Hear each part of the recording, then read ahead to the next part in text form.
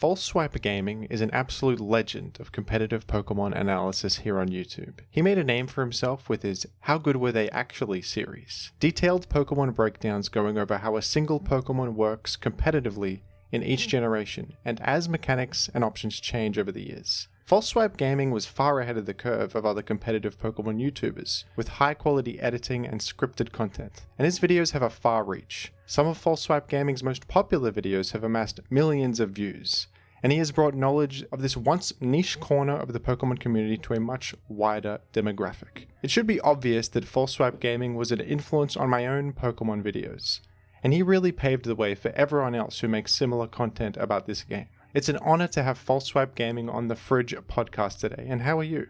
I'm good. Thanks for that very flattering intro. How are you? I'm good. It's a bit late over here. We're on opposite ends of the world. It's early morning for False Swipe Gaming, folks. Yeah, I mean, I try to do things early in the morning because I feel like I have like more energy to do like things that involve video production more earlier in the day than later in the day. I feel like later in the day, like you kind of just like want to, like, you know, like, oh, like I want to like eat dinner or something or relax. So. Yeah, that's damn true. I probably have a pretty bad schedule, if I'm being honest.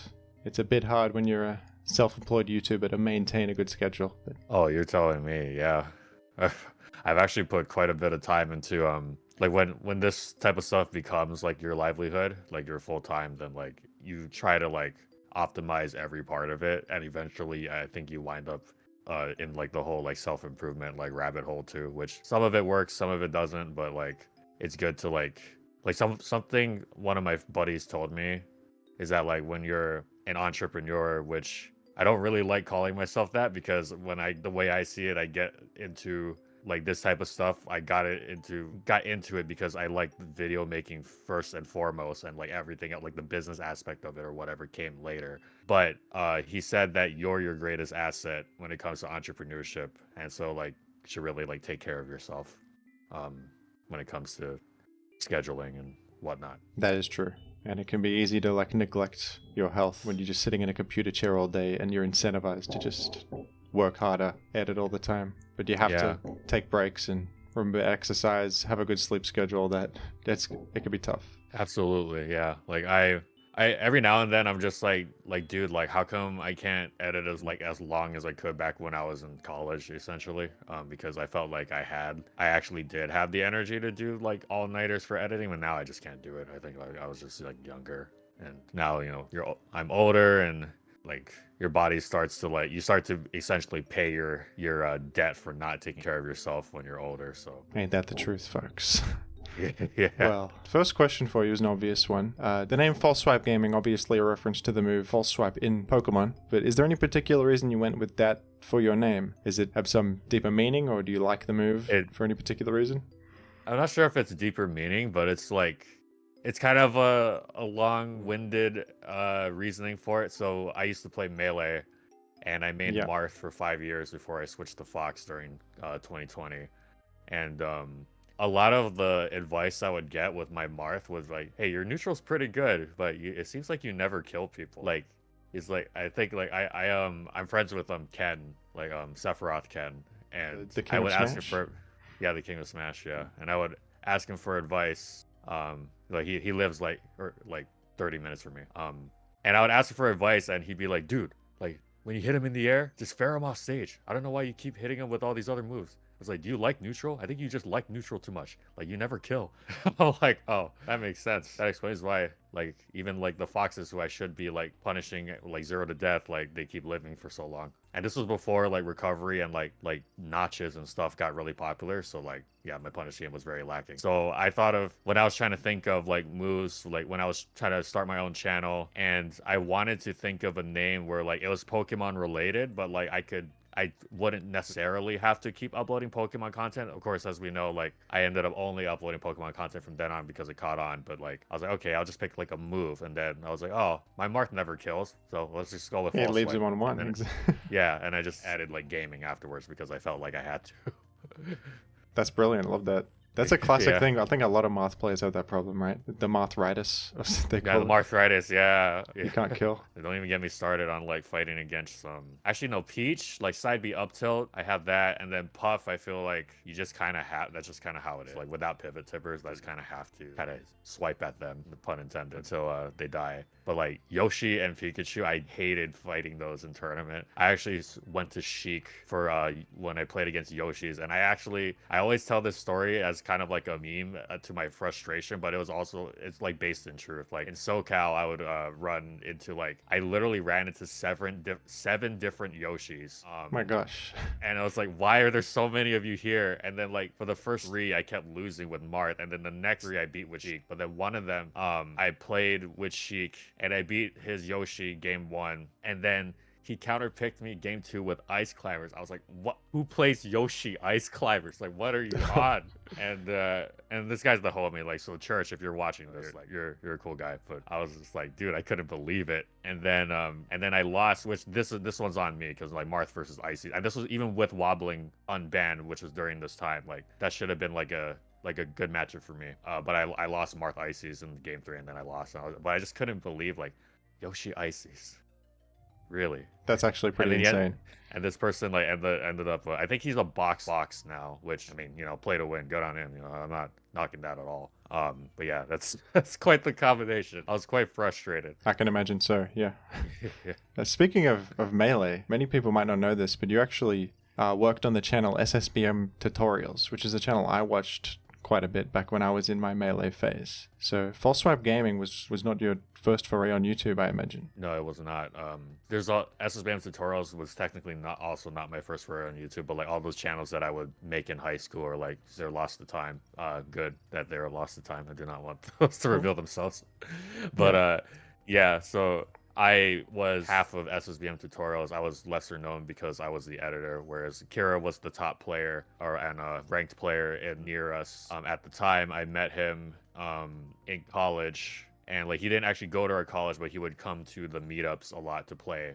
And then like at first the tutorial started as like, oh, like there's a lot of then this was during the post documentary, so it was basically during the first rebirth. Like this, I consider the first rebirth of Melee to be the documentary, and then the second one would be Slippy, obviously. But he wanted to like teach all these new players at our university, and he's like, oh, I'll make tutorials. And then like he was just like, hey, can you help me make tutorials? And I was like, or actually no, the first thing he asked was, can I use your equipment? And then he was like, oh, can you help me? Or I might have been like, oh, like I'll just edit it for you. And then we were like, oh, I guess it wouldn't hurt if we showed everybody, not just our university. And then yeah. And then that happened. That channel came at a good time. I was one of the people that got in to Melee following the documentary in like 2016-ish, 2015, around then. Nice, yeah. I watched all those videos. Yeah, I'm glad to hear that. Yeah, like I noticed that it's kind of like I feel like both SSBM Tutorials and False Swipe have like a similar tale of like uprising, and obviously like they both, not just because they both involve me, but like it's like I saw something that was cool. And in both spaces at the time, I would say the content from like that actually like teaches people about how the game works, or like even if it's just a cool story about how the game works, it doesn't necessarily teach you how to battle.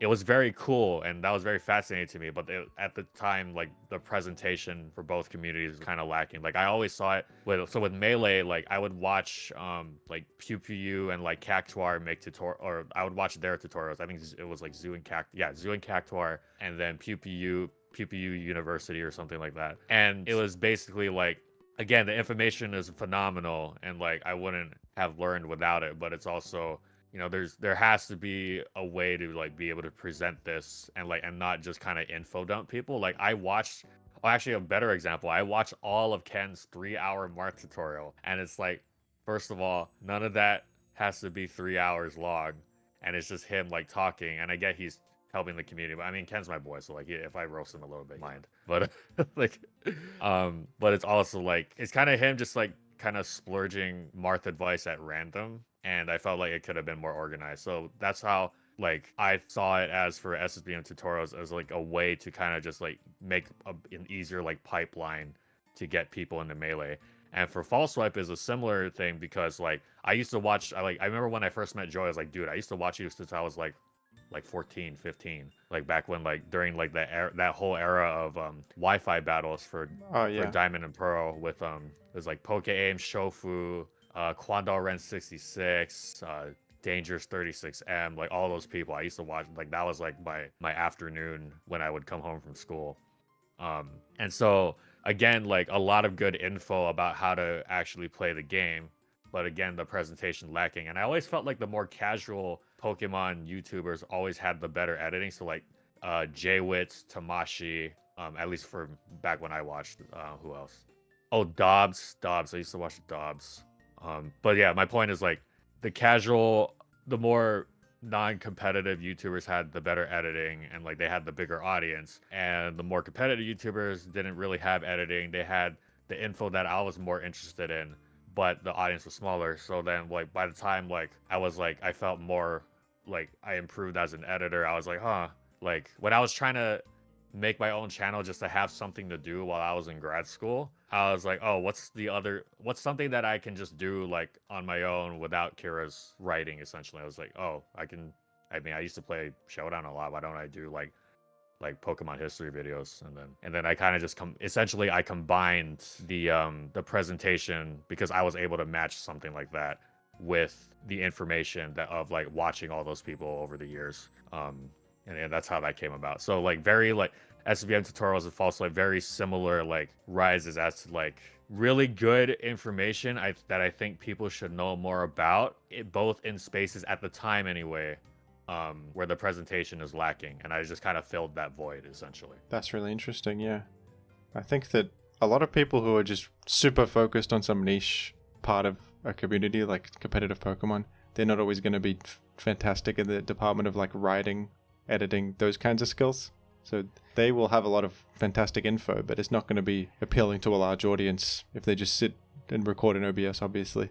So there was definitely like a gap in the market in that sense, where like no one else was really making high quality edited videos about this particular thing. This particular facet of the Pokemon community was very unknown at that point. But you know, when I spoke with PokeAim, he said that around like Gen 6 was when his channel really started to see a noticeable rise, because I think it was a big deal, you know, Pokemon on the 3DS, first 3D Pokemon game. And was it similar for you? Was that around the time when Full Swipe Gaming was active first? I made my first the Charizard video on near the release of Gen 7. Right. But like I can definitely speak to Pokemon's rise during X and Y, because before I got into Melee, I actually finally entered a Pokemon tournament. It was Long Beach. It was actually VGC, even though I'd been an OU player for a while. But I was like, oh well, you know, I'm gonna go to Melee after. Might as well just do this for fun. You know, I just came here for college, and it's in Long Beach. So I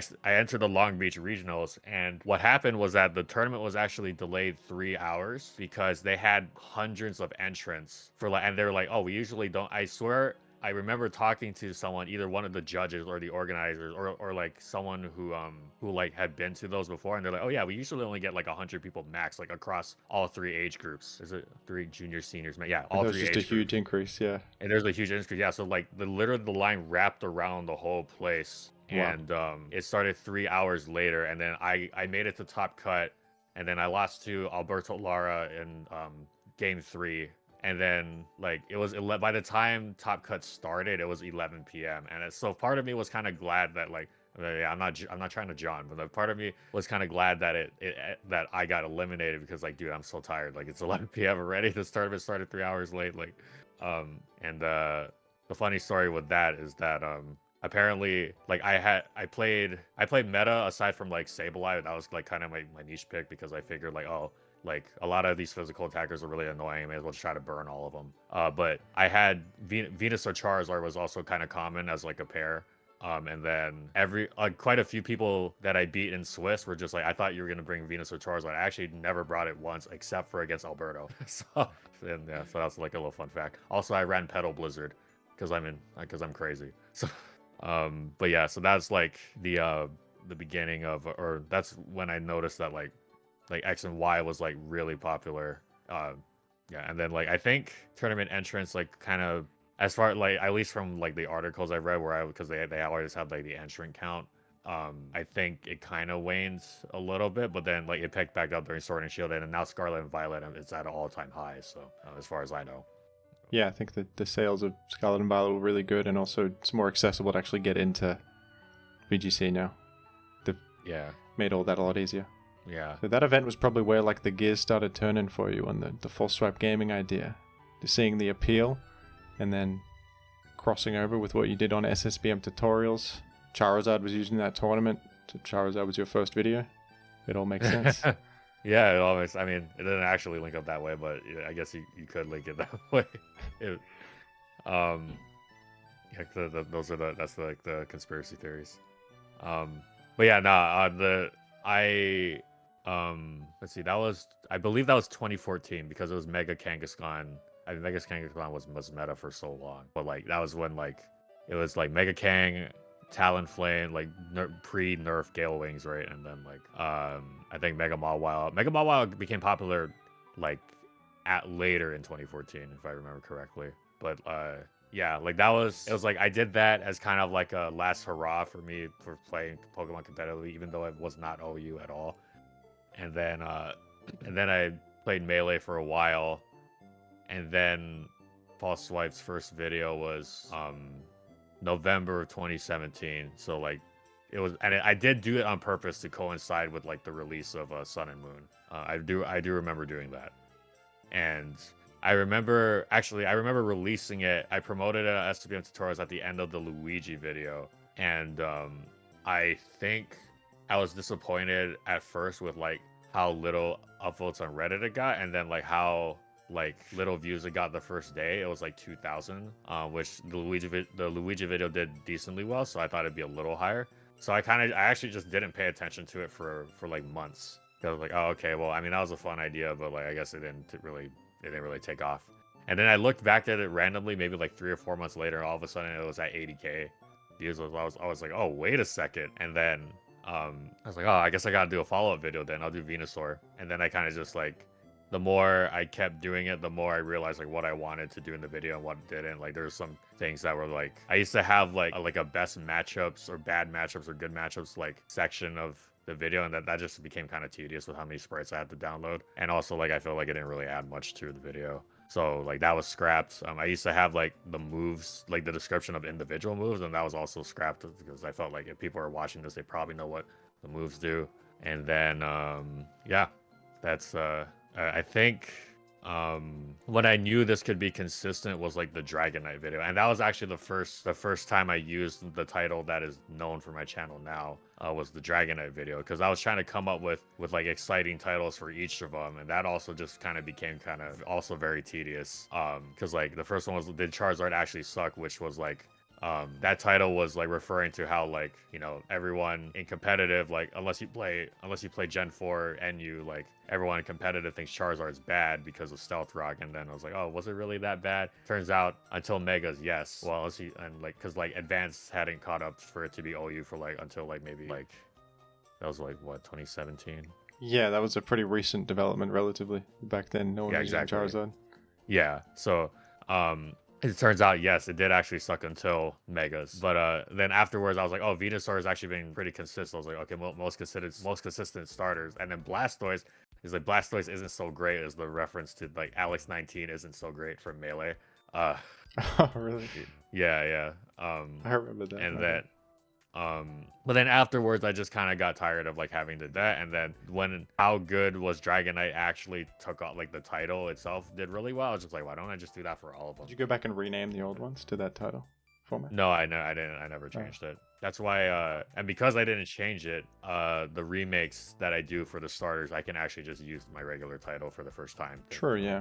So that's interesting. The Charizard video took a while to actually pick up steam, because that video has like at least 1 million views last I checked it, not a couple million.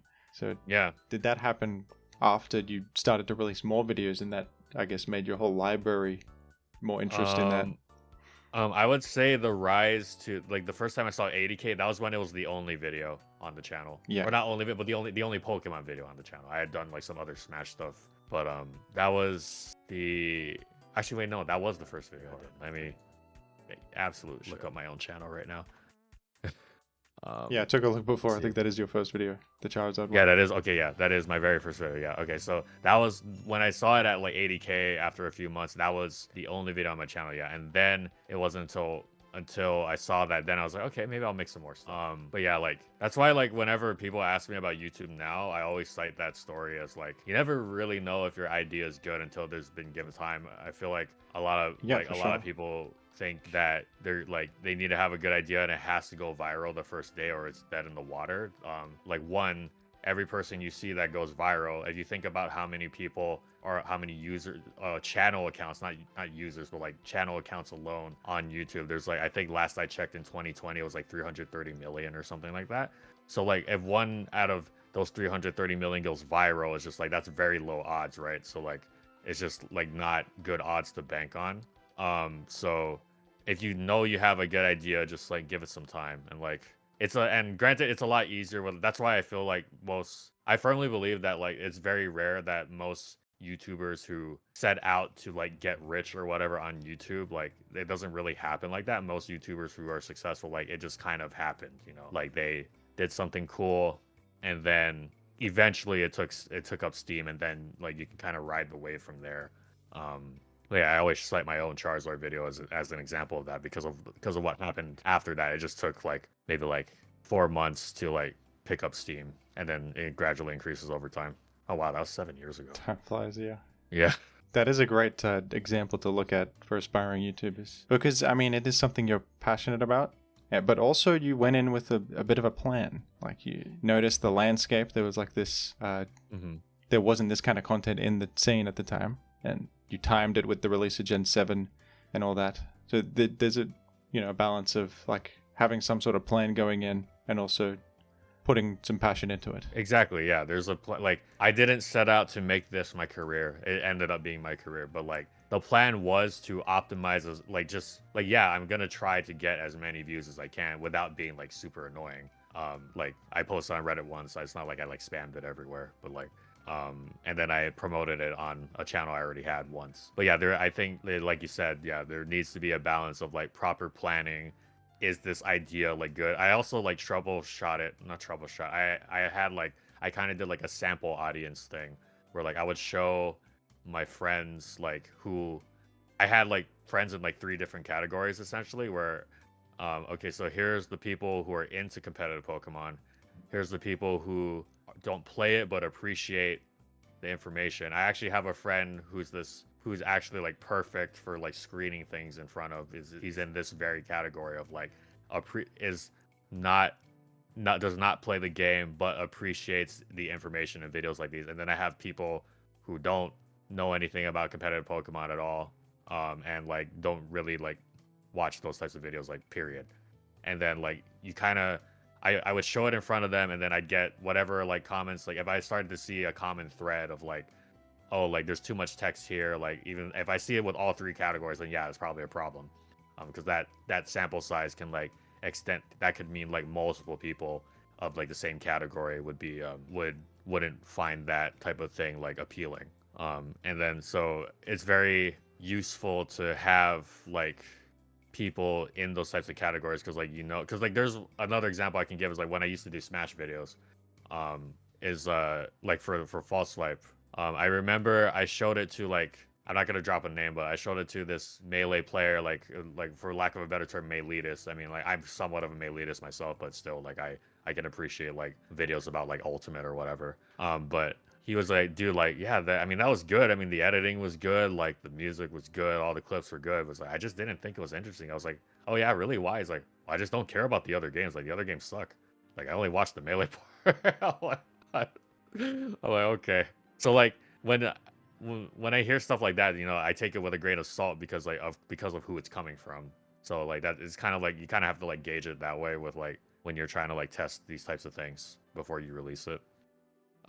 That and also something that I learned from something that I actually learned from film school, which is kind of a miracle, but is that the first impressions with people's eyes, like, or sorry, could totally botch that.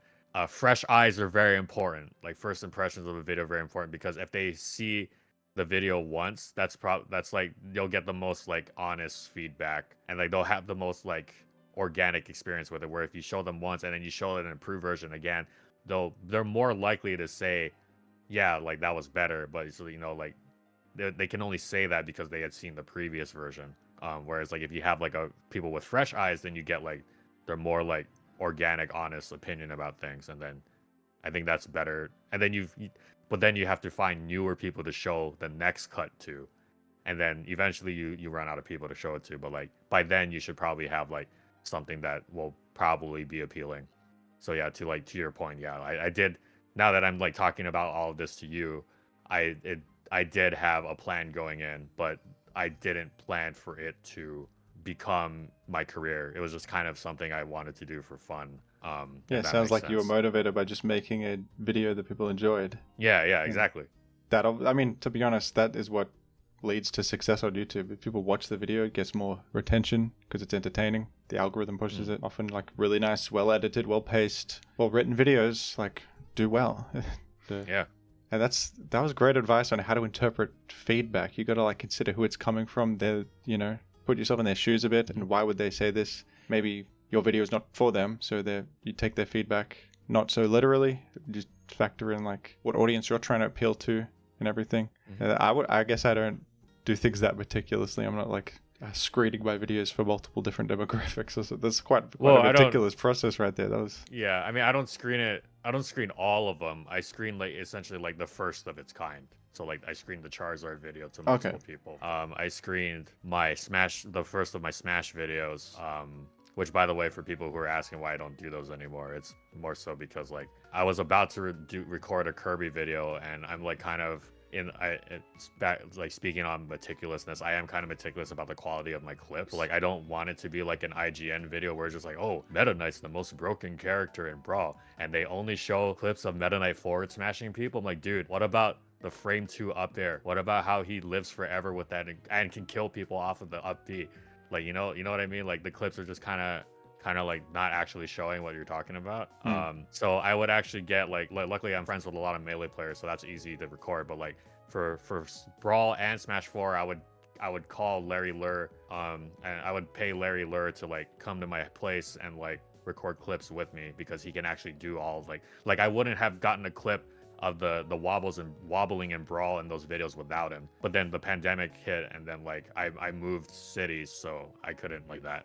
And net play for anything that's not Melee is very bad. So yeah, so that's why those were shelved. I actually have like a 30-page long Kirby script just sitting there all written, but it never came to fruition, unfortunately. That's crazy. You had to pay Larry Lowe to do the technique you want to show because no one else can do it. Yeah, or like I mean, he was just like I've been friends with Larry. Like I was friends with Larry Lur from Melee because he would play both at some point. But like I pay him for like just kind of like he's coming down, he's doing like an hour. Yeah, just to make it fair. But yeah, that's what I would do because I wanted those clips to be good.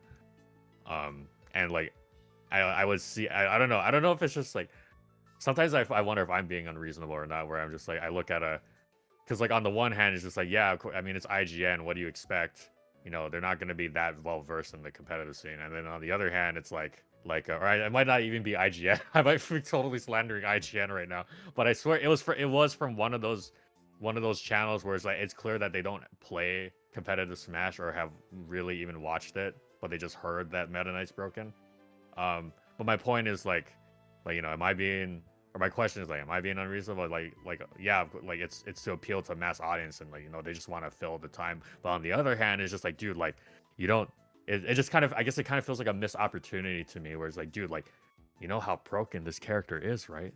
Then show me how broken the character is. You know what I mean? Like when we talk about Tauros for the millionth time in Gen 1 OU, like I love shouting into the mic about how broken this character is, and then showing. I mean, like we show Stadium because I think Stadium looks better than RBY, even though the Hyper Beam no recharge on kill was nerfed in Stadium, but I still I still show the damage and like how often it gets a critical hit and stuff like that. Like that stuff's important. Like you really need to paint this picture of like how outrageous this type of stuff is. Like that's what people like hearing. You know, they like hearing hyperboles and stuff. And the funny part is it's not even a hyperbole. You know, like Meta Knight is that broken. Tauros is that broken, etc., etc. So yeah, so I don't know if like I'm just being like, I think it I does don't know make if a I'm being difference to unreasonable. actually show what you're Yeah. talking about on screen, and people aren't stupid. You're not just gonna show random footage unrelated. Like, it does make the video significantly better when you are visually displaying what you're talking about, and I think a lot of people appreciate that you do that, and you go to the length of actually capturing the 3D games, which is pretty time consuming. A lot of people Yeah, in the comments have said like that they really appreciate that you do that. yeah, and I appreciate them saying that. It is very time consuming. That's why I have people on my team to do it. It's I think the hardest part about, I think what's actually time consuming is not the recording itself per se, but it's like thinking of like all like, because like on the scripts we have each line, like 1 or 2 lines is like one instance. So for example, like Gen 1 OU literally came down to Tauros on Tauros battles where you'd have to like have the speed ties or whatever. So like we have like, so those first 2 lines is like Tauros body slams Tauros, and the next 2 lines is like Tauros does something else to Tauros. Maybe they hyper beam each other. Or Right, you do go to that. like dictate the footage or what you want from the footage to the footage gatherers. Yeah, exactly. So like a lot of it, I feel like is a lot of thinking time really, which I think like I've only started to realize like recently, having like to be more hands-on, just to like kind of increase the output of the channel. Is like a lot of it is very much thinking time, which it feels like a waste of time, but it's really not. But it feels that way because we're not literally doing something. So we're not like literally editing with Premiere, or we're not literally writing something or what have you. But like a lot of it is like thinking of those scenarios, and then you think it, and then you get the Pokemon, and then you battle, and then the recording actually flies by very fast, like the actual recording part of the battles. But the sitting there, I call it like paper editing, where like you edit or you put your thoughts of what you want to go on that line on the script, so that when you get to the editing room, there's no delay in the editing. You already know what you're gonna put, right? So then when I say that, it would make sense that the crux of the time is actually thinking, like lots of thinking. Yeah, I mean, that is part of the scripting, of course. And I do that too. I mean, I've got to get the footage for my videos that shows what I'm talking about. And sometimes it's like, how do I actually communicate this? Because sometimes I'm talking about something kind of complex, like a sequence of events. And yeah, like multiple pivots happening, or pressuring a Blissey, which happens over multiple turns, which takes a long time to show on screen, but I'm talking about it in a quick time frame. So I've got to figure out, like, how do I actually display that? Yeah. Right, yeah, exactly. And that time that you spend thinking about it is what ultimately winds up being what makes or break like the quality of that one section of the video. So there's heaps of thinking time. Like, you probably think about like thumbnail ideas, title ideas, sitting there brainstorming for a while. It's a big part of the process for sure. So yeah, so thinking time, very, very underrated, in my opinion. I agree. How did you feel when you had your first viral success on False Swipe Gaming, a video getting over 1 million views? That's quite an accomplishment. Yeah, thanks. I felt happy that like I finally, because like I've been like experimenting on YouTube since I was a teenager. Like I taught myself how to edit when I was like 13. So I finally seen that number break 1 million, and I believe it was I'm pretty sure it was Mewtwo was the first one to do that, but I could be wrong.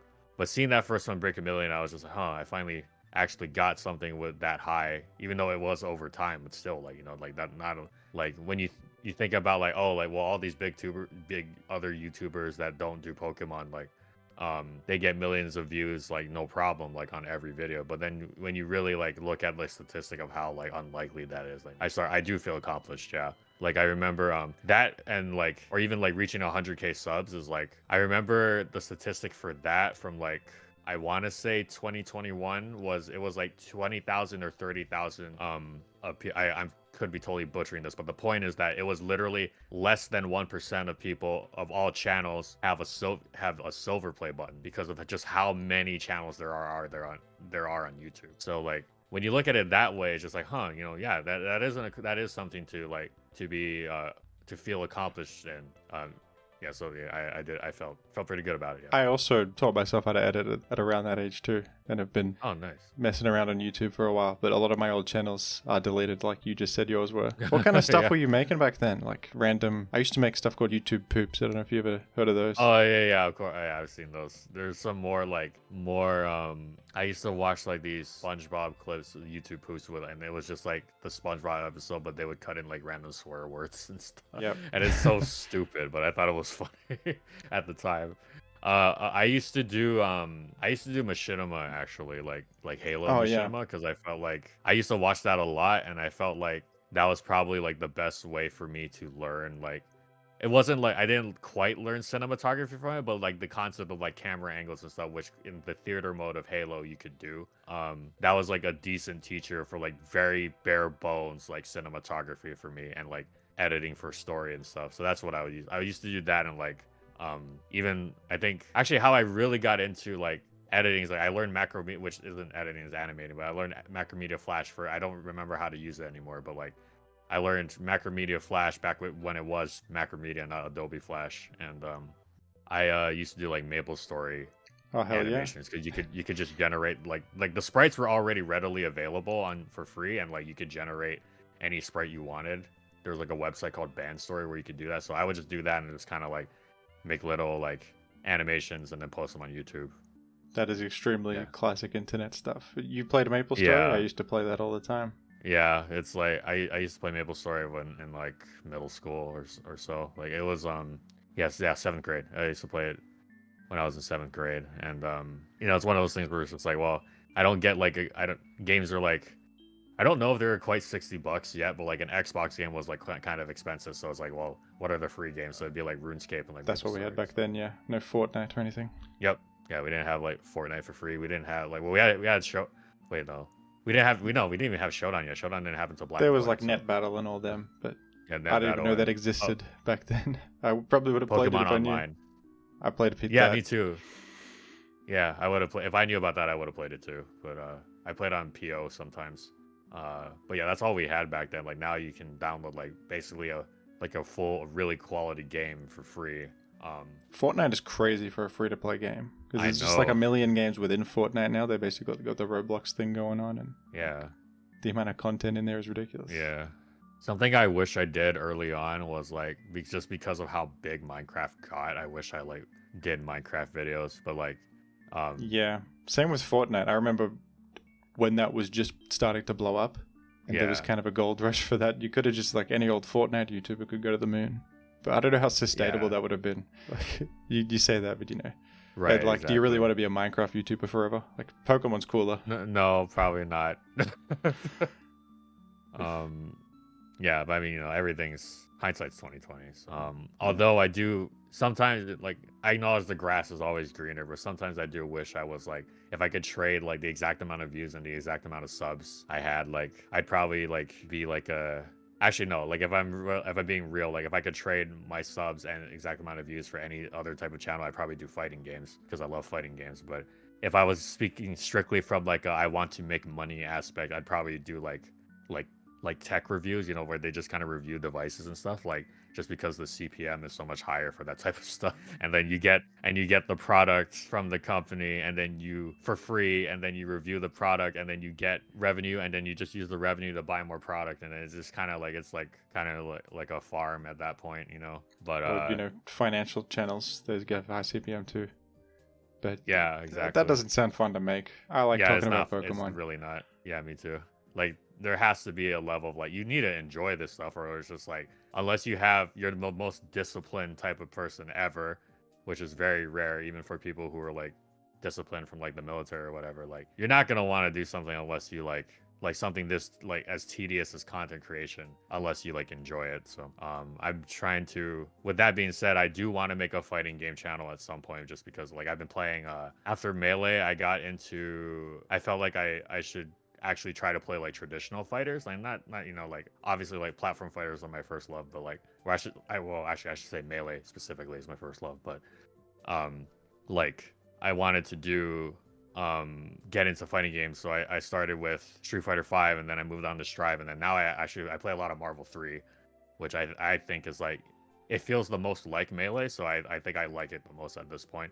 I like Street Fighter 6 a lot, but like if like Marvel 3 had rollback, I'd be like, I would like be playing that like 24/7. It's so much fun. I don't care how broken Virgil is. Like, you know, that's another thing. Like, I feel like to a degree there has to be like in any competitive thing, there has to be a degree of brokenness in something, or else, you know, like that's like when things just kind of blow up, is like that's like that can be fun as long as it's not like excessive. But yeah, like that's something that I would like to do in the future.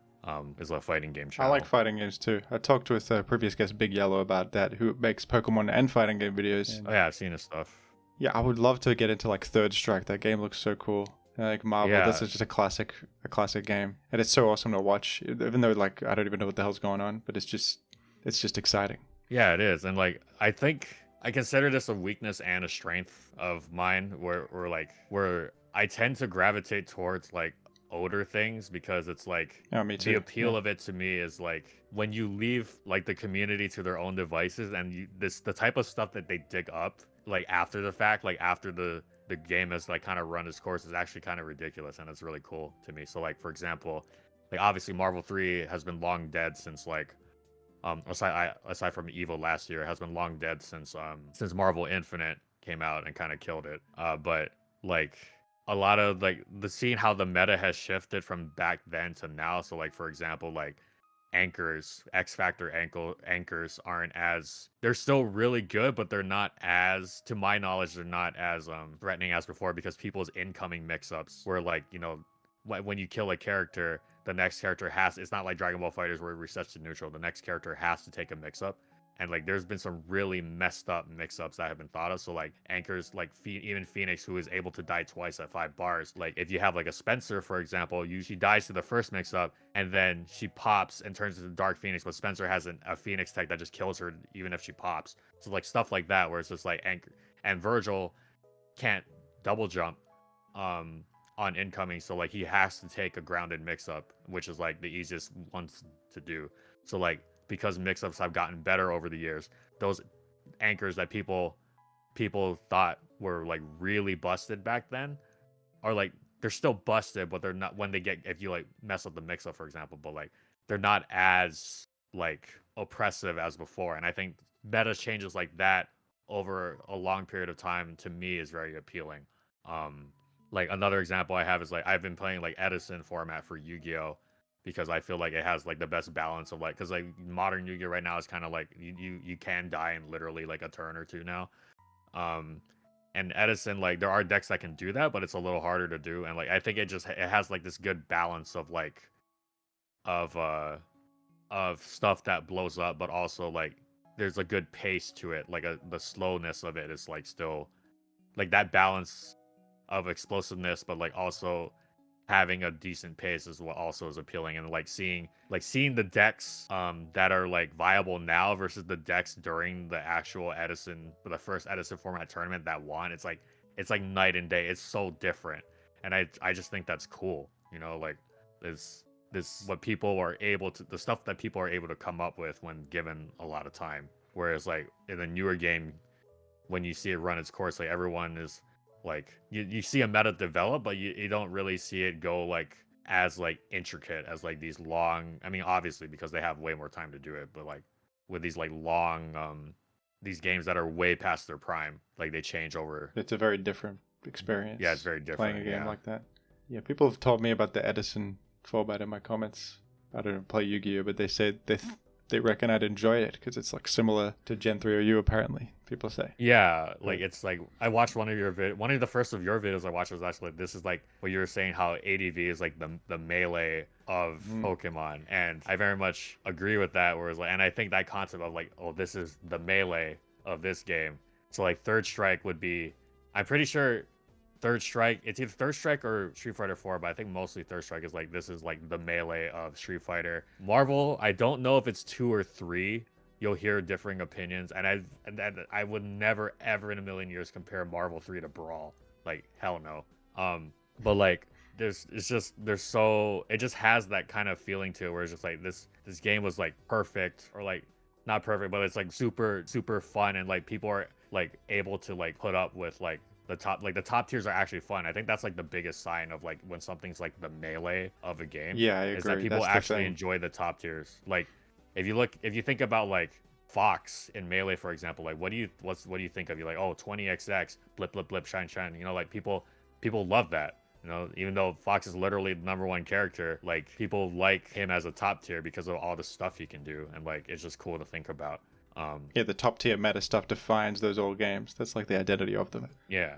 A lot of people misinterpret that video. They think like, if I'm comparing something to Melee, I'm saying it's completely perfect and like completely balanced. It's not exactly true because, you know, Gen 3 or U is not a perfect game. It's kind of like rough around the edge. It's clunky in many areas and like a little bit weird mechanically to understand. It's pretty unique mechanically, but that's what Melee is like. Melee is a little bit wacky. You know, the controls are kind of weird. It's got a weird movement system, but you know, it's very optimized and randomly has really kind of a well-balanced metagame, even though it wasn't intended to be an esport. I think that's the big thing as well. Like exactly a game that's kind of balanced by accident. Almost. Yeah, exactly. Yeah, I think that's a really good way of putting it. This balanced by accident. Like fun fact for Marvel 3, because I love geeking out about it, is that there's a trip called the Virgil round trip glitch, and basically like it's this move where like he throws out a disc and it's very active, and people just have to hold it once they block, and it goes past you, and he can teleport.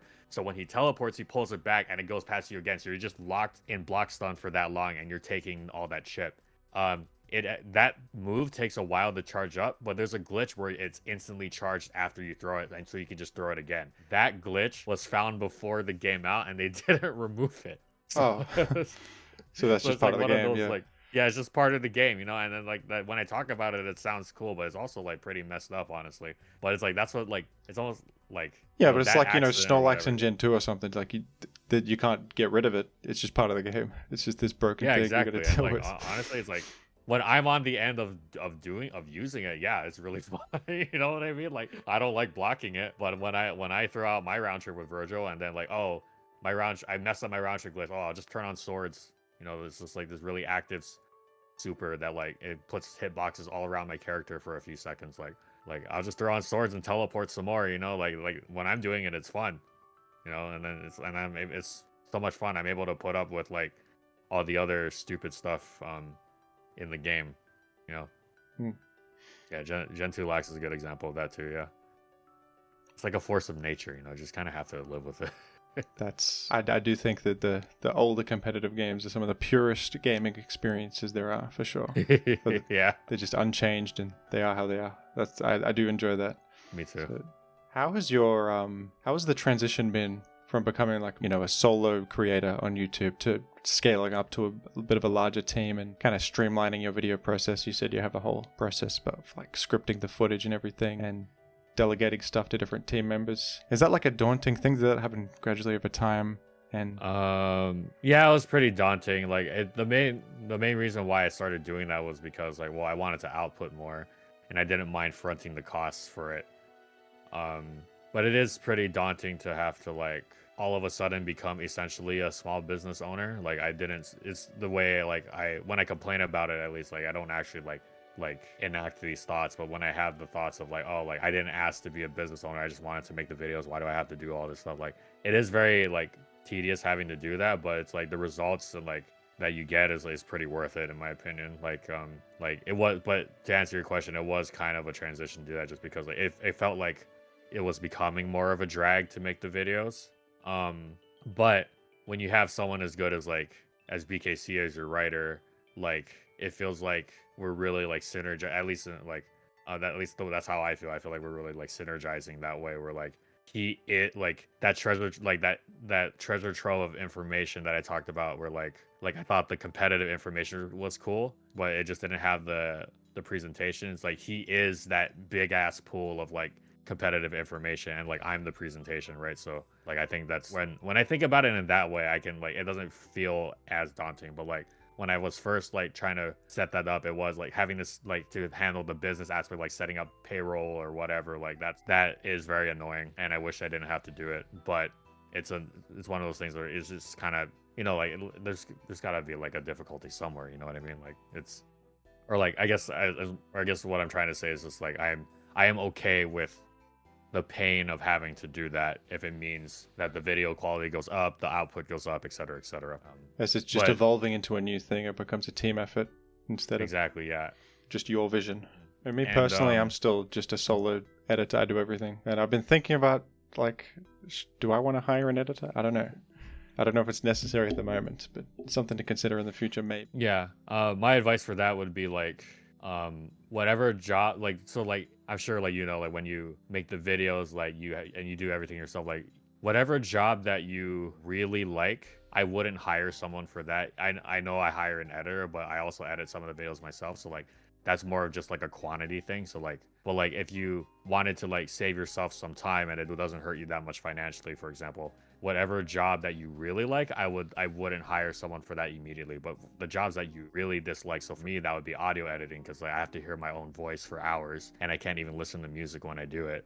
So that, I mean, I do that myself now just to save costs, but like back when it didn't cost me, like it wasn't as costly, like I would get someone to do that. And then footage recording, I get people to do that just because of like, yeah, that is recording the footage actually is one of my least favorite things to do for these types of things. And it's not even like because it's like Pokemon. It's more so like because like I didn't I enjoyed recording like fighting game footage or like melee footage, but I think it's because of all the setup, the sheer amount of setup that is required to set up that scenario, I think is what is really like tedious to me. Like especially when the script talks about like specific damage calcs, and we want to make sure like the life bar actually looks correct. I think that type, like setting all that up is like it doesn't sound tedious at first, but when you account for how many steps it takes, okay, like damage calculator, okay, this Pokemon needs to be here, and then I need to hit them with this move so I get this HP on screen. Like then it becomes like, oh my god, like all of this for like one sentence, you know what I mean? Like, so yeah, so that was when I would like, okay, maybe I want someone else to do that, you know? Yeah, but you're still very much involved in much of it. Oh yeah, like I'm editing, like we spoke before this started. I'm gonna go back to editing right after this. Yeah. Well, I think that's good advice. Yeah. At the moment, I kind of enjoy all of it still, and I like. Obviously, editing can be tedious, and I do get like burnt out on it sometimes. But at the end of the day, I always like the end product, and I'm like, I enjoy the process, and I feel the sense of accomplishment when it's all done, and that makes it worth it.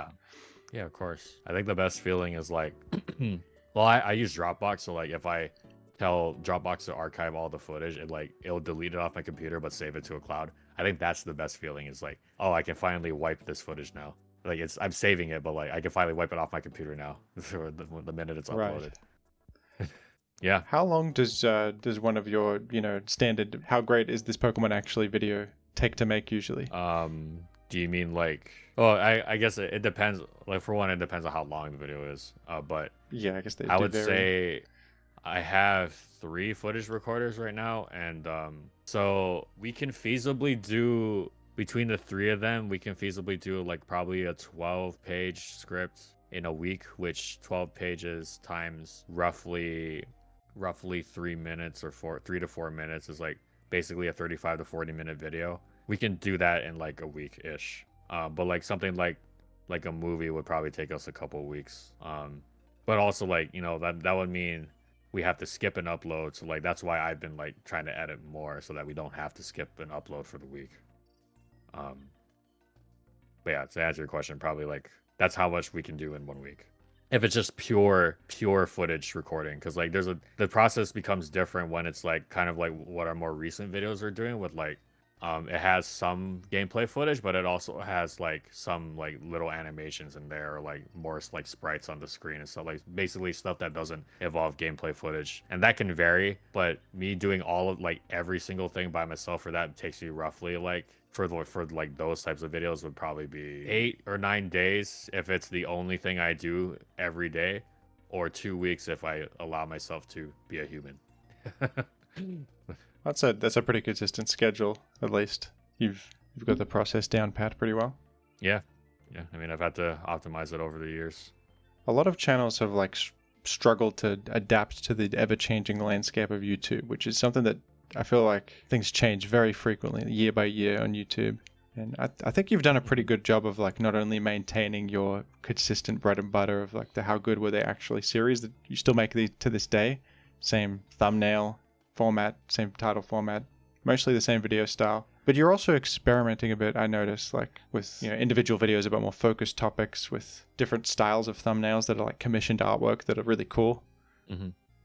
I think this is it's a good example of like finding the balance between sticking to what works and experimenting with your presentation. What do you think about that? Yeah, I very much agree with that.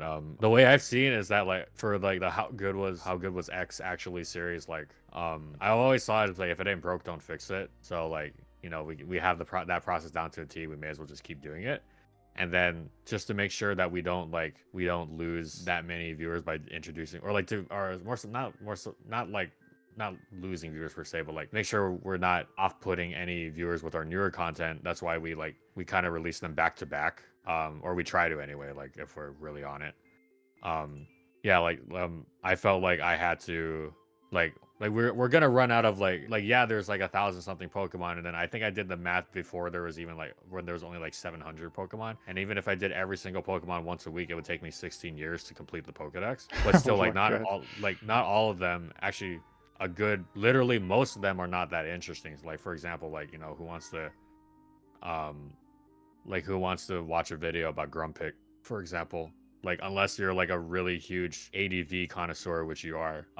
Grumpig was actually a meta pick in like the Ruby Sapphire metagame before Emerald came out and Fire Red Leaf Green, funnily enough, because it checked Regice with Thick Vet. Oh wow. Well, there you go. Yeah. Unless you're really into that sort of stuff, like no one like really Grumpig's not a lot of people's favorite Pokemon, let's put it that way. So like eventually I figured like we're gonna run out of interesting Pokemon to talk about. So I had to like think of other things to talk about too. And that also let me branch out into like being like finding that mix of like kind of doing the meta for PokeTubing right now, but also having like my own like style to it. And like I just thought like, oh, like, well, you know, memes are funny. We could probably just like have mixed Pokemon and the memes together. And yeah. And that's how, and you never really know what's gonna pop off, right? So like I just kind of threw stuff at the wall until like a process for that stuck, and then we're running that to like adapt to like the ever-changing landscape of YouTube. Does that feel a bit scary sometimes? Because it's quite an endeavor to make a whole video, and if it's like a you know, deviation from your usual style that's tried and true, it can be like scary, right? Like this might completely flop. Mm-hmm. You don't know. It is very scary, yeah, because like for me, like a week is a lot of time, right? That's literally like one video, and since this is my livelihood, that's one video is like a lot. So it is scary to have to like essentially gamble on like an idea, especially when you factor in like how much the thumbnail costs, and then like how much like opportunity costs, obviously, like with the time, how much like time it takes to make these. So like the most recent example I can give is like the like looking back on it, this actually doesn't sound like that good of an idea to me, but at the time I thought it was pretty good. Like the Ash's competitive Pokemon tier list, which like I thought it was fun for me to do, don't get me wrong, but like that video took like a week and a half ish to make, or like again, I was doing it by myself, and it definitely did not have the return I was hoping for. So it's like that kind of stuff like does sting, but like I have like some safety nets, so like it wasn't like the end of the world. I just like, okay, well let's look at why like it wasn't as appealing. And like when I think about it now, it's just like, well, everyone who knows the channel is going to be like, oh, I don't need to watch this, he has 30 Tauros, of course that's going to be the first one, they're going to be his S tier Pokemon, and in Gen 1. And then like also like when I think about it, like when someone were to like, there's more Pokemon fans than just Gen 1 fans, I know, shocker, but there's more Pokemon fans out there now, and like I feel like if I were to redo it, I probably would have to do a competitive tier list involving all of his Pokemon, and not just from Gen 1. So yeah, but like, you know, at the time when I was making the video, I didn't really think about that. I just kind of like wanted to try this idea. I kind of just hoped that it went well, and it didn't. It's very easy to get in your own head about that stuff. Like, well, screw trying new ideas, doesn't work, go back to the well. But you got to try new stuff. You have to experiment. You can't. I think people might get burnt out on the same thing. Switch it up. Yeah, exactly. So like, I acknowledge that like my series has carried me for a while, but like I myself was kind of getting burnt out on it, if I'm being completely honest. Like unless it was like a big Pokemon where I was really excited for it to be released, like Landorus, for example. Like all the other like Pokemon that we do, like I do get burnt out on it from time to time. So like having to do something different does make it a lot more fun for me. And also just seeing like what we can come up with for thumbnails too, and I think honestly my favorite part of the newer videos is like seeing what my artist makes with the they're great. They're really good. Yeah. Yeah, they're like, I think my favorite one so far is is like the I think it was for like the slacking, no, the Regigigas theorem or the slacking theorem, like why abilities are close to everything, and like we did like that, the two ladies yelling at the cat. I mean, Oh yeah. Yeah, I think that's my favorite of the thumbnail. I like the one that was just it was about spikes, I think. There's just a Blissey in absolute shambles with a bunch of spikes around it. Yeah, That was a good yeah, one. that was for Family Guy. It was excellent. That's a good series you have going too, the theorems. That's fun. Yeah, I like that series because I always think it's done, and then people suggest more theorems in the comments. Like, okay, yeah, we can do that. Like, I thought it was done after like, I want to say after the item theorem. I thought it was like, okay, yeah, we've talked about everything. There's no more to talk about with the theorems. There's more science to be had. There's more theorems. Exactly. Yeah. Yeah, I was glad that those took off. I like it. It makes competitive Pokemon sound more serious than it actually is. Yeah. Which is great. What single video do you think you're most proud of? That was a question from Gold Gamer 100. Single video I'm most proud of, and I can only pick one. I guess you could pick multiple if it's a tough choice. I want to say by far the Charizard video is probably what I'm most proud of, because that's like the first one. Oh no, not the first one. The remake. Because when you look at the contrast of the first one and the remake, it's literally an hour longer. Because I think the first one is only like 6 minutes. Yeah, 6 minutes. Yeah, it just represents how far you've come, I guess, and how good you've gotten at this thing. Exactly. Yeah, that's why I like it, and like how is that essentially cemented the channel as like being known for like really long competitive deep dives into Pokemon, like hour-long fully edited video. I was like, I think that was the first time we did something that was literally an hour, and I was like, wow, that's pretty awesome. And I made sure like the intro was special too for that one, as opposed to like the standard intro with that Toad in the Hole song that I use all the time. Yeah, I want to say that one, and then a close second would be like the Fox video I did for Smash. Even though it doesn't cover Ultimate, I like put in so much thought into that one, and like I'm glad that like a Smash video of mine, which hasn't actually I think it hasn't even happened for SSBM tutorials, but a Smash video of mine actually reached 1 million, which is what I was pretty proud of. Yeah, like how to be good at Smash on SSBM tutorials. That was 500. That capped at 580K. But my Fox video reached 1 mil like a few years ago. Great answers. I agree. What do you think your favorite and least favorite Pokemon are in competitive? Okay, I think my favorite in competitive, I think my favorite, it's also just my favorite Pokemon ever, and it's just also I'm one of those lucky people who like the Pokemon that I really like also just happens to be good competitively, is Gyarados. I kind of like that, like, yeah, I love Gyarados too. Switch in, you drop their, not only are you threatening Dragon Dance or what have you, like you also just like drop their attack, so it's hard for them to respond.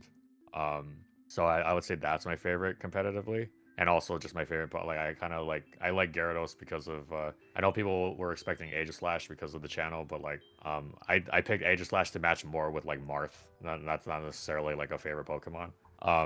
But I like Gyarados because like, I mean, it comes from Magikarp, you know, like it's just like you never. Yeah, it's one of the coolest things. That was one like gives the world a bit of magic. The little fish can turn into this giant guy. Yeah, exactly. Everyone loves that, and he's just cool. Yeah. He's in game and conceptually.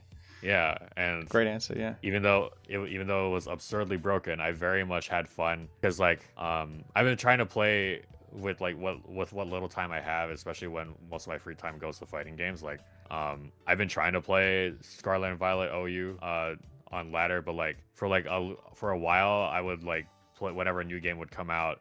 I would just play like maybe the first 2 or 3 weeks, and then I would go back to play Melee or something. I very much enjoyed using Dynamax Gyarados when it was broken, even though I knew it was broken. That was fun for a bit, but it did get old. Yeah. It did admittedly get old pretty quickly. But yeah, Dynamax Airstream with Moxie. That was crazy. Yeah.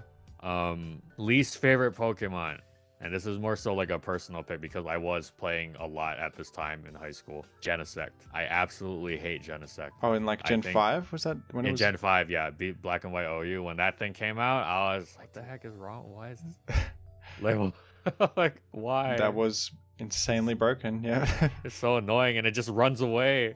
Like, I mean, I can't, now that I'm older, like, I can't really, like, fault people for running away in, like, the games I play. Like, I mean, I play Magneto now on UMVC3, so I can't really like say that like I can't accuse people of running away anymore, but like it hits you like even like I remember like the moment that it did it for me was just like it U-turned on my Blissey and it did like 40% or something because of download. I was like, really? Like, it's like how am I supposed to catch this thing? And then yeah, and it got banned. But like I remember at the time, like I'm pretty okay with like broken things too. Like as the years go on, but I think in like high school I was probably more of in the camp of like, oh, this is broken, ban it. But I was very much happy to see it banned at that time. I hated that thing so much. That's always it. When you're trying to take a meta seriously and it's in the early stages where there's still broken stuff, that broken Pokemon is so annoying. I don't know if you played during the Chi-Yu meta in Gen 9. That guy I did. Was ridiculous. Even like a dedicated check to it, like that little, who's that bread duck spun? They were like, this is the Chi-Yu check, guys. It resists dark and it's immune to fire, but it just gets two hit by psychic. Literally psychic. Non-stab. Crazy. Yeah, like that type of stuff is crazy. Like, and like I think part of the appeal, you could argue that part of the appeal is like, oh wow, like, you know, this Pokemon's so broken, we've brought in all these niche counters to stop it. But it's also just like, why do I gotta use Dark Spun, man? Like, really? You know what I mean? Yeah. Or like when Dracovish was running around, you got to use Seismitoad on every team. Yeah, so yeah. you don't lose instantly. It's kind of funny. Shout outs to the agency. Dracovish was epic though. That's the funniest Pokemon ever. Yeah. Yeah. I remember I watched a video of yours. It was about I think Roselia. Like, again, this comes back to like what we've been talking about, where like these niche picks that end up having to counter something big in the meta.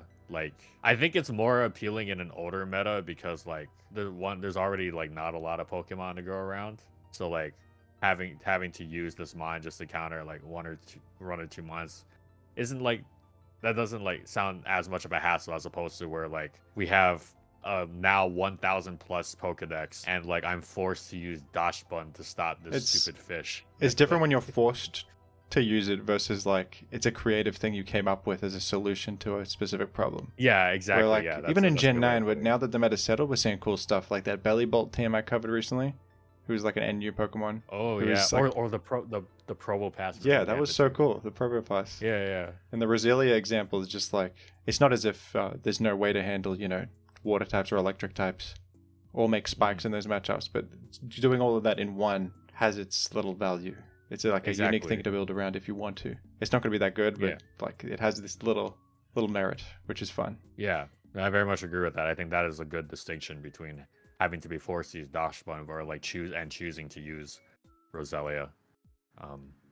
Yeah, it's kind of like I'm back to like Edison too. Like it's kind of like seeing like a niche because like when you play like in an Edison tournament, it's best of 3. So then you have your main deck, and then you have 15 cards for your sideboard, and you side cards in between rounds. Like seeing like a niche card in the side deck, I think is really cool too. It's just like kind of like an innovation that people have thought of. But you're not forced to use it. Like, you don't like doing this isn't gonna hurt you against most of the meta, I think is the point.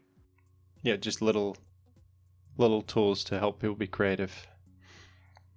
Yeah, you mentioned that your writer is BKC, who I've had on the podcast already, and I've collaborated with a few times. Legendary Pokemon veteran. How did you two meet up and team up for the channel? What's the story there? So I think I'd already been doing False Light for like maybe like a year, but I was aside from like Zane Ipengu, who was like my previous writer, like I was basically doing every job besides writing. And then I think NJNP hit me up for a collab, and then we did like the history of sweepers, which I should probably continue, honestly. That was like another a different idea from the series that I wanted to try.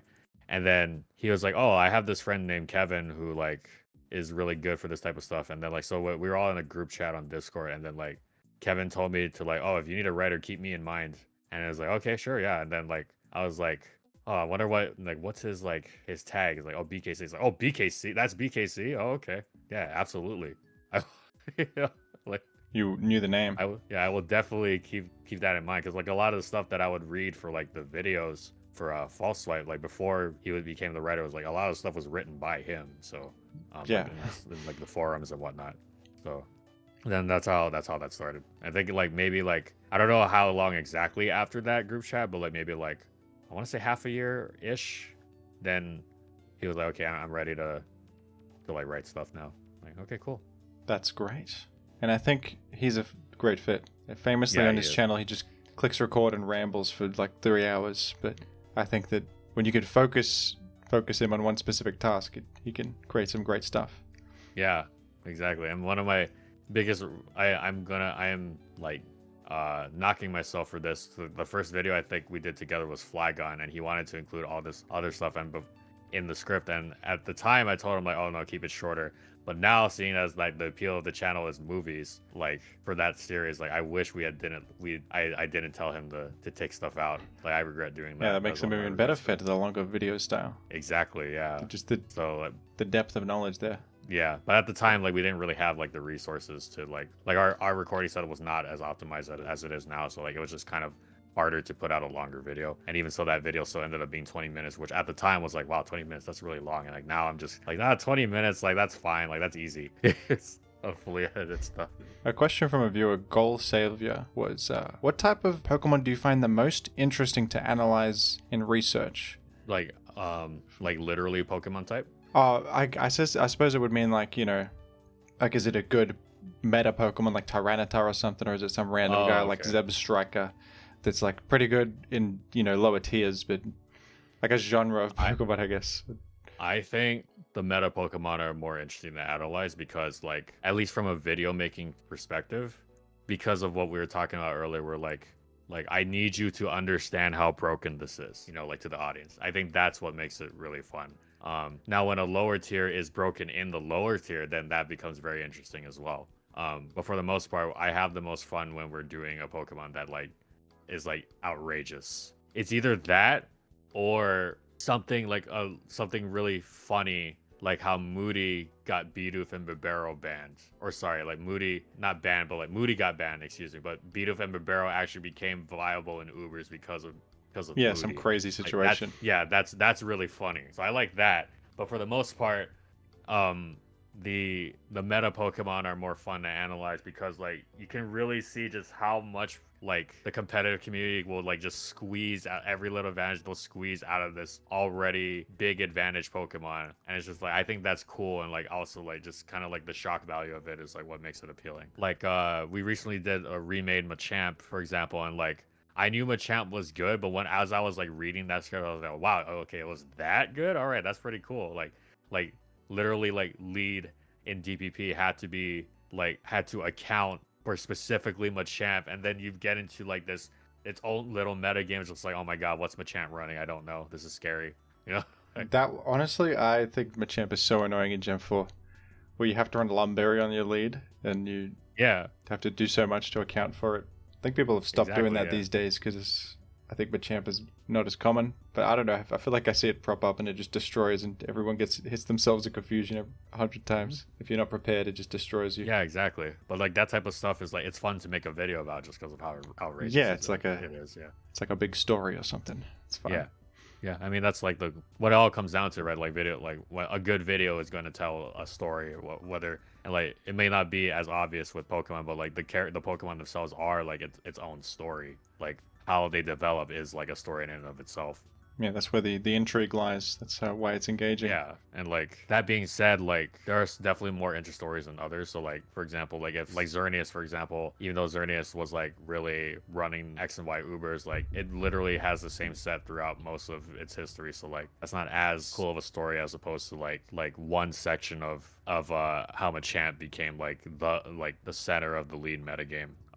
Or like how I think it depends on how drastic the change is too. So like how Pelipper was basically non-existent until they gave it Drizzle, and like stuff like that I think is really cool. Agreed. How did you first get into Melee? It sounded like you were into it even before the documentary, is that right? No, I got into it because of the documentary. Yeah. I actually got into Project M first, or Project Plus or whatever it's called now. Because of Shofu, like he posted a video like, oh, playing Project M. I was like, what's that? It makes Brawl more like Melee. And I was like, at the time, I was like, wait, why would we need Brawl to be more like Melee? But then my friend, who actually was aware, he didn't play, but he's seen like the Captain Falcon combo videos. Like he saw like Mind Reader by Dark Rains, and he showed me that. I was like, oh, this is why Melee is better. I was like, oh, okay. I understand. And then, so I got into that. And then like second year of college, I decided to like drop by the Smash Club And then I saw the Melee documentary, and then I picked up Melee. I was like, okay, yeah, Melee is really cool, and that's how I got into it. I think funnily enough, I think the first episode I saw was actually episode 4, was Ken's episode. So it's kind of like, I don't think about it now just because of how much I've hung out with him, but like That's the it's damn kind of, I king of guess, Smash. yeah, exactly. It's kind of That's pretty surreal crazy. that like I went from just watching this guy to like being his friend. Is that why you picked up Moth? Inspired by Ken? Yeah.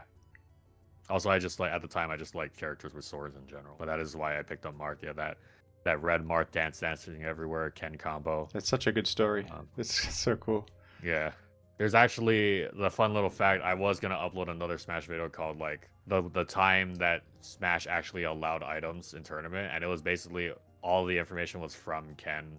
I think I might still have it written up, but like, That's I a just great haven't idea. I gotten would watch that. to it. Yeah, like it's basically like the item meta for Smash, and it's like I remember it was like Sheik and Fox were the best at like that because it's really easy to catch items with them or something. And obviously Fox is the fastest character, well, tied with Falcon, and like so they can like get to the items quicker and whatnot. So something like that. But yeah, like that's how I got into Melee. I was trying to like play more PM, but like as I was meeting more people at my university, like they all were Melee players, and then eventually just like, oh, okay, I'll just keep playing Melee. Like, I mean, like, I feel like I like the movement and fluidity in it over PM anyway. Not that I don't think PM is cool, but like, I don't know, it was just like Melee was like was on its rebirth, so I just kind of felt like joining in, and yeah. Similar story for me, I think.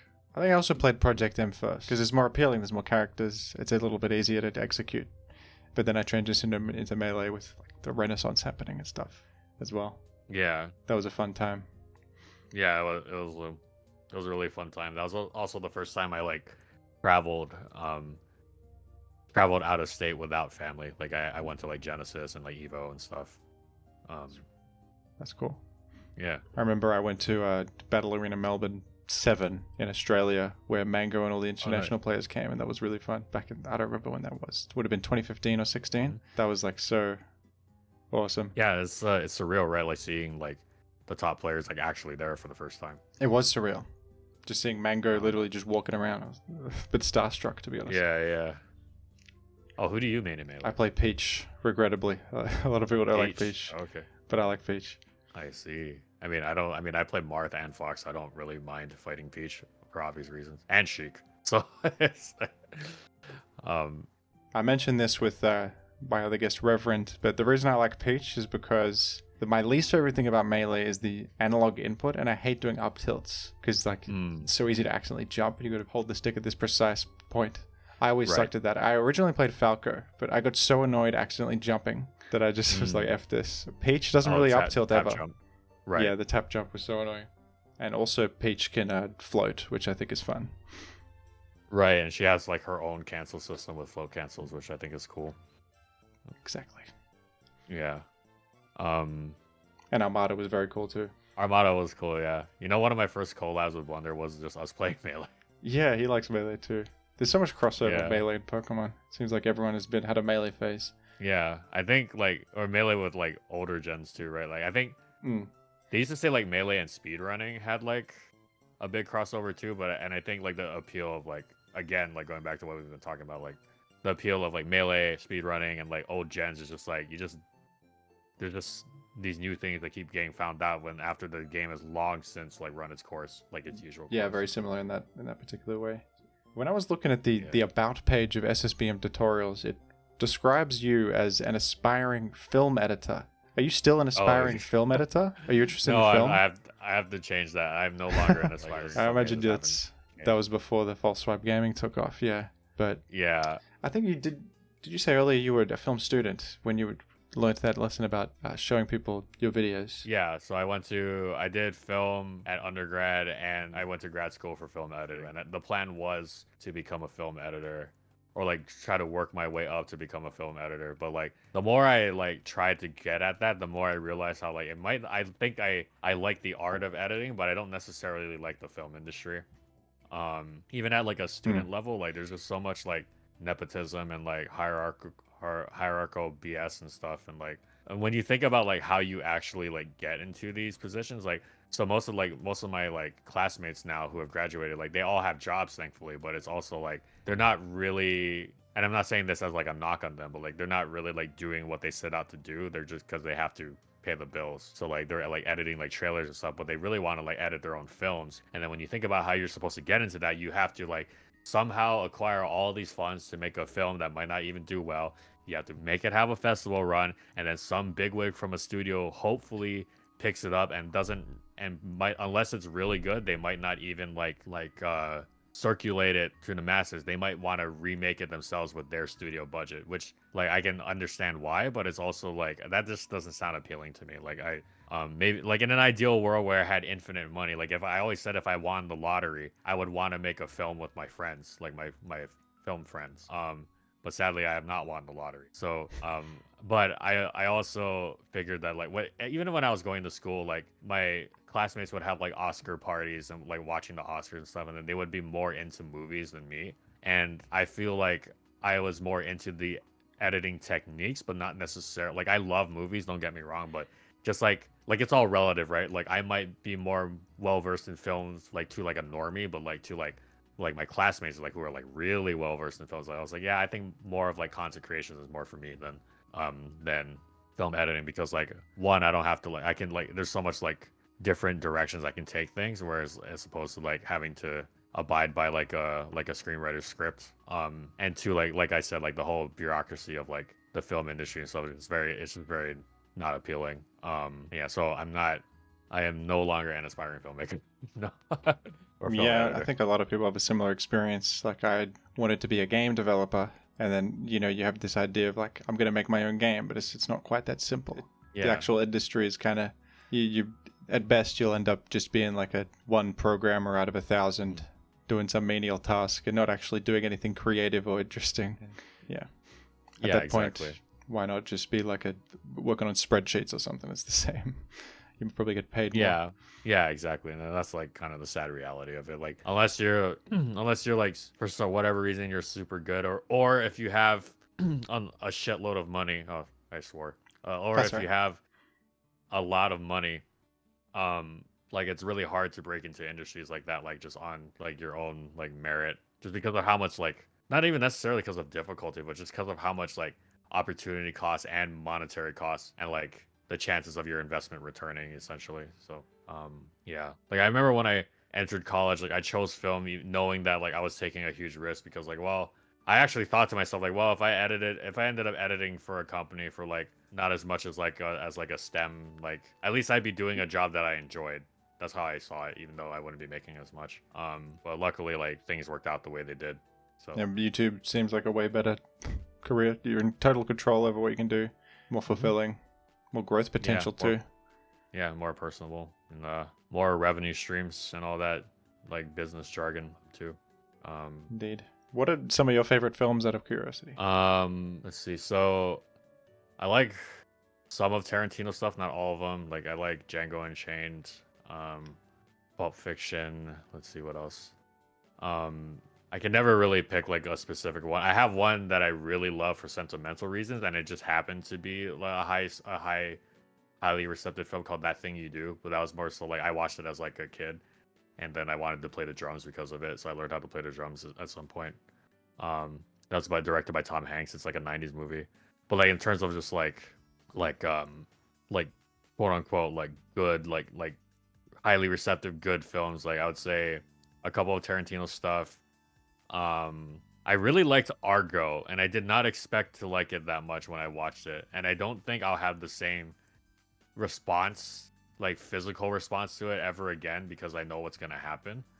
But like Argo was the first movie to actually have me like have a physical reaction other than crying in the theater. Like I was literally like on the edge of my seat and like gripping, and like I felt very very anxious watching it through all the suspense films, or through all the suspense scenes. So I'm gonna say like that's definitely because just for that reaction alone, because I think that does have some merit to it, that it was actually able to like get that reaction out of me. And I had watched Hitchcock films before that too, so like I want to say like Arro's probably in like my top 10. I think Rear Window, but speaking of Hitchcock, Rear Window by Hitchcock is one of my favorite films of all time. I just like how much he was able to do with just literally like one setting the whole time. The only other setting is what we see outside of the window, but it's literally told inside this person's apartment. And like let's see. Yeah, I think those are some of my favorite films. Like a lot of suspense stuff. But the way I feel like I've also grown as like how I judge movies too, because before I would like only think like, oh, like only like the Oscar nominees are good, but like I think every film should be judged on like its own. It's kind of like smoke and tearing actually. Every film should be judged like on its own scale of like what they were trying to accomplish and did they actually accomplish it. So for example, like if I want to just go have fun and go watch like Dragon Ball Super Broly, because I like DBZ, like I'm gonna judge it based on how it is compared to other DBZ films. So like, is the action good, or is it funny? Is it like do like does the way Goku beat this person, is that like, does that make any sense, or did they just pull it out of their ass? Like, so I'll judge it based on that as opposed to like, and I'll judge that differently from say like a film like Silent Voice, for example, which is like an anime film that I enjoy a lot, where it's like that is supposed that what they were going for was like a film, like period, even if it's animated, like they were going for like just to make a good film and not like to like just kind of be like oh, like we're gonna like we're gonna have fun watching like Goku fight Broly or whatever. Yeah, I've seen that movie too. It's trying to make an actual statement about real issues and stuff. Exactly, yeah. So I would judge it based on how well it does that, and I like that film a lot. I think a more recent comparison I can do actually is like Godzilla -1 versus the more recent like legendary Godzilla films, where it's just like action here and there. Like I haven't seen Godzilla versus Kong, or so not the sequel, Godzilla Kong, whatever the most recent one is. I haven't seen it, but I've seen the reviews, and they're like, oh my god, that film was so stupid but so good. Like, so like that I would judge it based on like how fun it is, versus Godzilla -1, where like I judge it of like how much of an emotional reaction it got on me, like where all of the emotional like weight of the scenes were they earned, etc., etc. Which Godzilla -1 was probably like the best film I saw last year, which I granted I didn't see that many films last year as I usually do, but yeah. So many people have recommended me that. It sounds really good. I should check that one out. Yeah, it's really good. Actually, another sleeper pick. Now I'm just kind of going on a tangent about like just recent films I saw, That's but right. another sleeper pick for anime films was like the first Slam Dunk, which I thought was amazing. And the crazy part is like I went into it going to scale it like how I would scale or how I would rate like a DBZ film. It's like, oh, it's an old franchise, but it's a known shonen franchise, so it's a shonen movie. So it's kind of just gonna like be like a fan service movie that shows me fun stuff. But it actually was a very and I have not read any part of Slam Dunk, and I haven't watched any part of Slam Dunk ever. And apparently that film takes place at the end of the series, but I was able to get into it as like a completely new viewer, and it was so well done emotionally that like I just love it so much. Like I've been waiting for the Blu-ray to come out for that film, but like that's another one where I was like, that's one where I was very surprised at like how it turned out versus like how I went into the theater. That's that basketball anime, isn't it? Yeah. It's the kind of thing that doesn't sound that interesting, but ends up being more compelling than you expect. Do you remember when everyone in the Melee community was talking about the ping pong anime? Yeah. And I remember everyone was on that. I watched it. I still haven't I loved seen it. I thought it was fantastic. Yeah, I mean, I haven't seen it myself, but I heard it was really good, and I think it appealed. I think the crux of it is just like, well, not crux, but like the reason why it appealed to Melee players is because like I'm assuming a lot of the characters were going through what people usually go through when it comes to competition. So like I think It had like every kind of archetype of like a top competitor. Yeah, And exactly. there's one character in there that he kind of slowly realizes that like he's been training his whole life for ping pong, but he unfortunately kind of sucks at it, and he has to come to terms with that. Like he doesn't have the natural talent or ability that the other players do, and he just has to accept that he sucks. And that's actually the character I related to the most, because that's what happened to me with Melee, where I was kind of this average player who never really got any better over the years. Yeah, that sounds like a character that would appeal to me too, because I feel the same way. Yeah, there's someone to relate to for every kind of player. Yeah, like I think you know who Drugged Fox is from Melee? Yeah, he was a Sheik player, wasn't he? Yeah, with Sheik Fox. Yeah, he's like the most. I think he's still the most popular coach in Melee right now in terms of just like how many students he has, and he coaches Cody at the moment. So like he's one of my friends too, and he was putting me on Blue Lock, like the soccer anime, and I don't even play sports or watch sports, but like I could see the appeal and like I was enjoying it because like you just like what you're saying with ping pong, there's like an archetype for every competitor, and I think he told me the one he related to the most because he really likes teams in Melee is like there's this I forget his name, but there's this character who like he would watch pro soccer as a kid, but then when he would play with people that aren't clearly not pro level, they're just not doing the good plays, and that would upset him because he learned soccer by doing like hoping that he would have like a teammate to shore up to like do these amazing plays with him. And like Sammy was like, dude, that's me. Like that's how I feel in teams all the time. I'm like, yeah, I believe you. And then he was telling me how like they're like the at least for the first season, like the number one rank. He was telling me how like, oh yeah, this guy's more like a Leffen, like because like the number one guy goes up to like the team's guy, and he's like, hey, like I don't know like why you are expecting these people to like play that well like that. Like he was essentially saying like he's number one because he just plays to win, and he kind of just accepts that his teammates are gonna do this, so he plays around that. And then like Sammy was or Drug Fox was telling me like that's more like of what Leffen does, whereas like where Leffen in teams will just like, okay, you do this, I'm just gonna do this to like work with that, as opposed to like trying to like collaborate with like their teammate. Well, aside from Ice, obviously, who's like probably very competent in teams that Leffen used to team with frequently. That sounds really good. What's that called again? Blue Lock. I may have to check that one out. Sounds Yeah. awesome. I also like the puzzle visuals, like so like a lot of like visually like I guess like a metaphor for like improving is like this puzzle. So like when the main character who's like kind of like average level in this like whole competition, like he starts at average level anyway, he every time he like realizes he has to like evolve to a new level, like he imagines himself like falling to pieces into millions of puzzle pieces, and then they reform with a new piece in it. And I think that visual is really sick. That is good. I like when they have the cool like diagrams showing all these complex concepts in anime. I feel like they do that a lot. Or like interesting ways to represent stuff. Yeah, they did. Well, they did that in the Melee documentary too, except it was kind of weird. They did what was it? It was like KDJ is fire, as in is cool. Oh like yeah. Ice, and then Music King's computer, and those are the three elements: fire, cool, and computer. Computer fits in there. Yeah. Yeah. It's kind of epic though. Yeah. I got into that when I was watching it. Yeah, I mean, I enjoyed it when I watched it. Like, yeah, it makes sense. Like, Music King's, like, KDJ's fire doesn't compute for Music King, so that's why he beats it. Outside of Pokemon and Smash Bros, do you have any other hobbies or interests? And the fighting games you mentioned as well. I mean, not really. I mean, I just kind of, I edit, I play Marvel or Street Fighter or something, and then hang out with friends. Or like go to the gym or something. I don't know.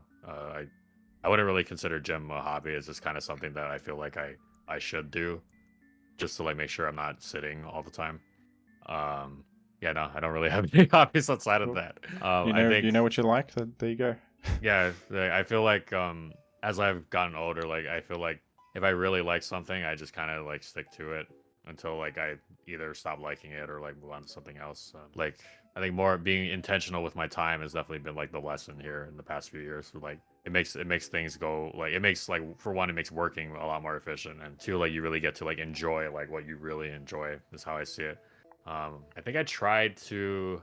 No, I don't think I think I tried to learn Blender, which would that doesn't. I don't know if that really counts as a different hobby because that's just like another form of like learning production a skill in a way. Yeah, learning a skill. Yeah, and I got decently far in it, but like I just felt like, oh well, I'm like pretty good at learning programs like this, like content creation programs. So I feel like I could probably pick this up anytime. So that's why I was like, oh, why don't I like try to like really like train in like fighting games and stuff. Because I've never like been at a decent level for that. And this was back in 2020, so during pandemic, so had like a lot more free time. And yeah, I mean, I don't do it anymore, but I used to play like guitar and drums in high school, and then I picked up guitar like a little bit last year again, and it was fun. But then like I don't play it like as much as I used to when I was in high school. But that would probably be like the only other hobby, if I can even call it that. That yeah. like, yeah, that I have. I feel like a lot of people do this, but I used to just spread myself really thin with like too many hobbies and interests. But like I kind of wanted to get into every competitive game or like learn every skill when I was younger. But Yeah, you're right. As you get older, you realize what you like a bit more. yeah. I think it's more fulfilling that way. I think, but I do think that you should go through that like process of like looking at every like thing that you want to get into, and then like realizing which ones you actually like. Yeah, it's good to try a bunch of things. Yeah. Funnily enough, I actually like. I don't think I've ever played chess seriously ever, or like I've actually tried to learn chess at a decent level either. Which I think that is kind of on my bucket list, but like I don't see myself particularly like trying to learn it yet because there's so many other like games that I like that I want to play. So I had a bit of a chess phase, but it's too hard, man. I wouldn't recommend it. It's 'cause, oh, okay. I don't know. I mean, it's kind of fun if you play with people at your level and you're just doing it as a little brain exercise, basically. But in terms of Oh, I actually see. competing and getting a good rank, I don't know. Maybe I'm a bit cynical on that. I feel like it's way too hard to pick up and learn. Yeah. I mean, I believe it. I mean, it's like that's like one of those games where it's literally like the oldest game, right? So Yeah. a lot of stuff has been figured out. Like they found the Roselia tech like 1,000 years ago already. That's so like 500 BC. You know what I mean? True, you're not going to make new stuff up, probably. I don't know. Maybe they do. Maybe at the highest level chess, they're still making stuff up. Yeah. But that's a level beyond what I can understand. Yeah. Well, it's a bit late over here, and we've been talking for a while. But I'd like to end this with one final question. How good was Iron Mugulis actually? How good was Iron Mugulis actually? Well, it started off small, but then it grew bigger as its trainer Jimothy Cool was using it more, and you should all go buy one. Fantastic answer. He's not for sale right now, but he will come back. Well, you should notify when he will come back through the DLC, obviously. Of course. Well, thank you so much for taking the time. Great chat. Fantastic advice in here for new YouTubers, and awesome to learn a bit more about the behind the scenes of Full Swipe Gaming, the man behind the genius. I really appreciate that. Thanks so much. Catch you later. Catch you later.